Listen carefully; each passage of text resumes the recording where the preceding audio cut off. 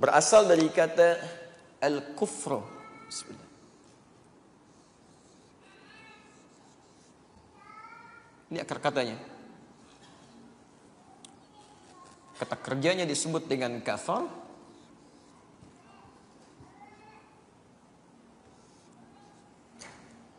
Orangnya disebut dengan kafir. Ini jamaknya menjadi kafirun, maaf kafaru, jamaknya menjadi kafaru yang ini. Yang ini menjadi kafirun atau kafirin.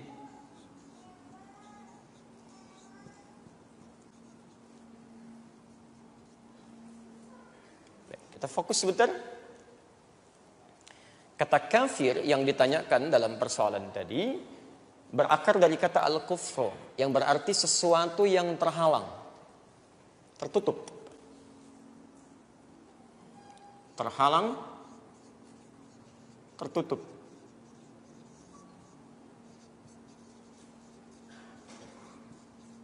Pelan-pelan. Perhatikan. Ini apa? Saya ulang, ini apa? Baik. Pelan-pelan, fokus, teman-teman sekalian. Fokus, fokus. Nah, sekarang ini apa? Di belakang papan tulis? Ya? Baik, saya sebutkan benda yang sama, spidol, tapi karena terhalang dengan papan tulis, dia tidak nampak. Jelas ya?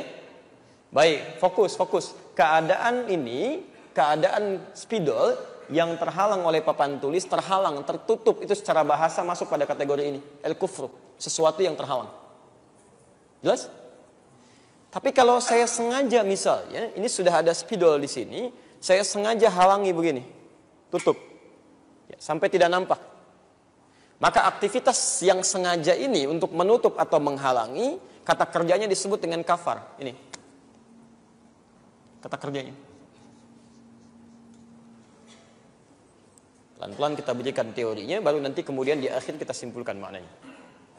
Orang yang sengaja menutup atau menghalangi dirinya, sehingga tidak nampak pada halayak yang lain, atau tidak masuk sesuatu pada dirinya, karena dia halangi, sengaja dia tutup, maka orangnya disebut dengan kafir. Ini orangnya, subjeknya.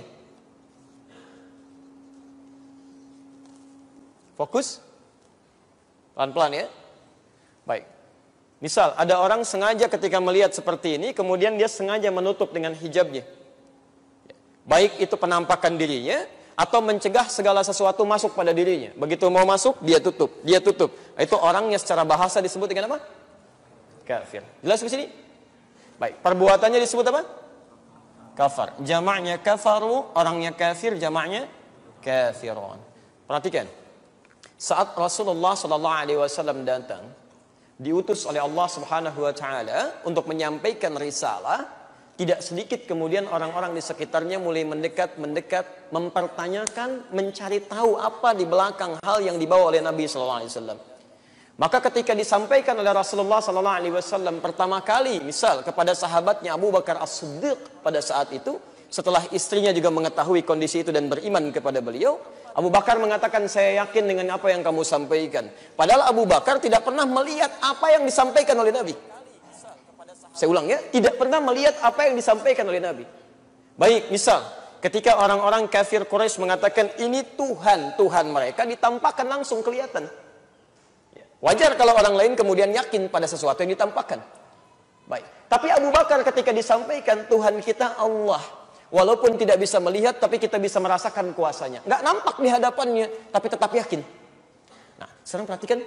Sesuatu yang diyakini, karena nampak di hadapan, kelihatan oleh indera kita, maka itu yang disebut dengan ilmu namanya.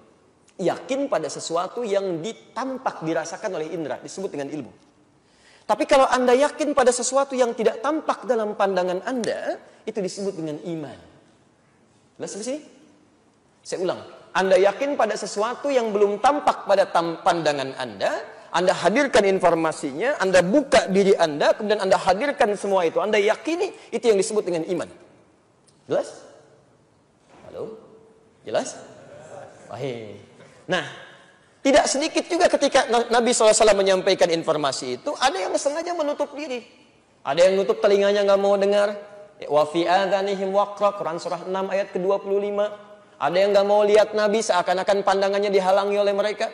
Ya, Masya Allah, tutup pandangannya nggak mau lihat tuh. Ya, Quran surah ke-18 ayat 101. Alladzina kanat a'yunuhum fi ghita'in an dzikri. Posisi paling kiri, di atas agak sedikit ke tengah. Ada orang-orang yang sengaja menghalangi pandangannya sehingga nggak mau ingat kepada Allah. Disampaikan kalimat nggak mau lihat. Lihat Nabi jadi marah, jadi lari dan sebagainya. Ada yang sengaja menutup.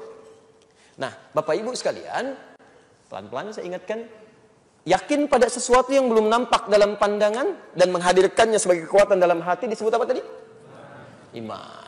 Lawan dari iman, ketika ada orang-orang yang menghalangi dirinya, menutup supaya kalimat itu tidak sampai pada dirinya, maka sifatnya disebut dengan al-kufru, keadaannya, kata kerjanya disebut dengan kafar, orangnya disebut dengan kafir.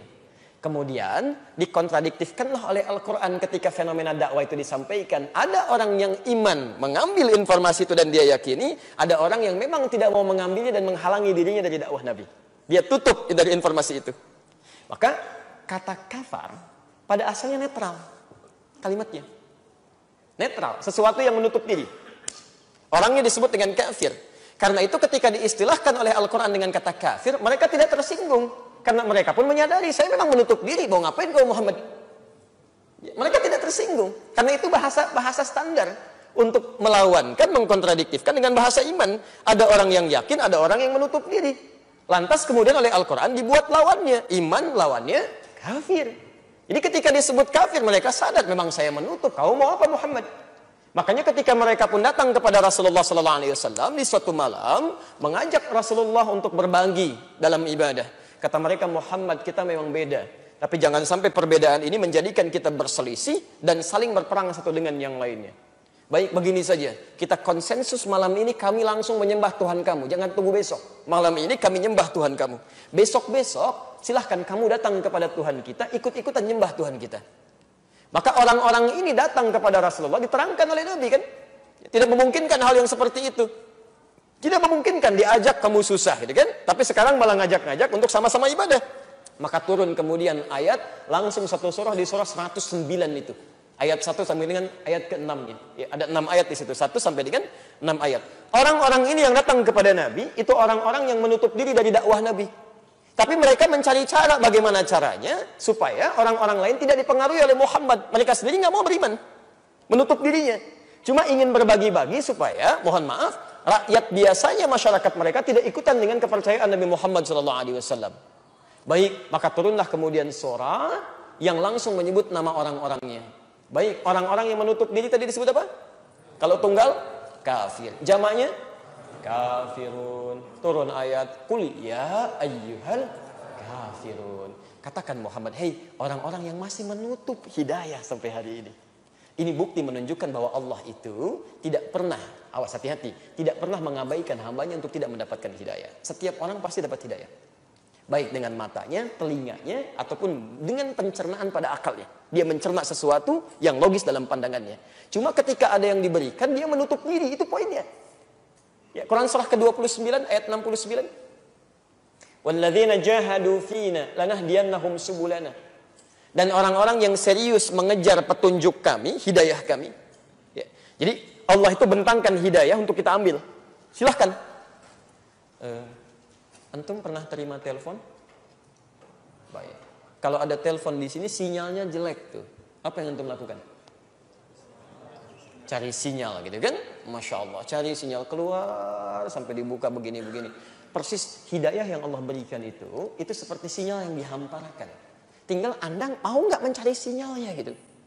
Itu Allah sudah sampaikan, orang ini didakwai oleh Nabi, disampaikan, dia masih menutup diri. Bahkan saking menutupnya, dia mencari celah bagaimana supaya saya tetap dalam kepercayaan saya, tapi Muhammad tidak ada persaingan-persaingan yang menghasilkan peperangan dengan dia. Maka datang kepada Rasulullah mengajukan tawaran. Dalam keadaan itu dia nggak beriman, masih menutup diri. Cuman ingin konsensus saja, satu dengan lain untuk saling toleransi dalam batas yang tidak dibenarkan. Maka turun surah, Qul ya ayyuhal kafirun. Poinnya, ketika turun ayat tadi, mereka nggak marah. Nyebut kami orang kafir ya? Enggak. Karena mereka paham bahwa pada saat itu memang saya menutup diri. Ketika Allah berikan hidayah, dia nggak mau ngambil. Makanya disebut kafir. Jadi standar terhalang.